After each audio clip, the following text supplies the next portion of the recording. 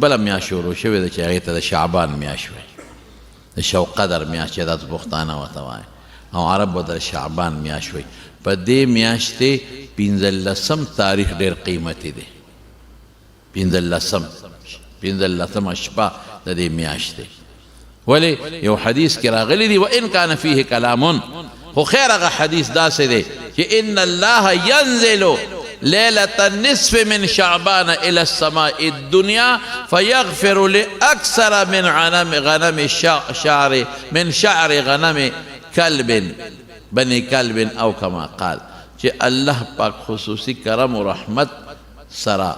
اعلان کوي د لومبي اسمان کې او څه کوي آها په عربو کې د بنو کلب قبیلې ګړې چیلې ډېرې زیاتې وې نو الله پاک د بنو کلب قبیلې د ګړو چیلو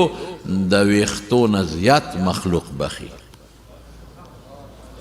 دا څوک بخي دا هغه خلک بخي چې څوک په دې شپه کې د الله پاک عبادت وکړي یو کتاب دی د وعظ په عربۍ کې درة الناصحین ورته وایي هغې کې مې یو واقع لیدلې وه چې حضرت عیسی علیه السلام په لاره تېرېده نو یو غر یې ولیده هغه ډېر لوړ اوچت و نو دې وروخت د الله د قدرت دپاره چې وروخت د غر په دې څوکه باندې یو تیږه پرته وه تیږه ته یې وښویده چې وښویده عیسی علیه السلام چې وکتل نو لاندې درة الناصحین دی غالبا که درة الواعظین دی زه پکې تېروځم نو چې څنګه هغه وړقېد واعظین درة الواعظین نو چې څنګه هغه تیږه وړقېده پرېوته نو یو غار و نو چې عیسی علیه السلام وکتل نو په غار کې یو سړی ولاړ دی د الله عبادت کوي اوهو دا سړی د خدای پاک عبادت کوي په دې غار کې دننه هلته ولا الله د اوبو د هر څه انتظامات برابر کړي دي څومره نیک دی الله دا سړی کله راغلی دی څه کوي رب العالمین ورته فرمایلی په خپله دې تپوس وکړه نو عیسی علیه السلام د هغه سړي نه تپوس وکړو هغه ویې 400 کاله مې وشو چې په دې غار کې لګیا یم د الله عبادت 400 سال ډېر شی دی لږ شی نه ریا شته چاته ځان نه ښیي نه ستړی شته نه غم خادي شته یو شان لګیا دی نو عیسی علیه السلام ډېر تعجب وکړو چې خدایه د ده نه زیات عبادت ګزار به بل څوک دومره عبادت گزار وی او ستا نه پس یو بل امت را روان دی د حضور پاک د محمد صلی الله علیه وسلم امت هغې چې د شو قدر په 15 شپه عبادت وکړي د هغې یوې شپې عبادت د دې سړي د 400 کالو د عبادت نه ماته زیات دی نو په دغه شپه به الله ته عبادت کوئ که خیر انشاءالله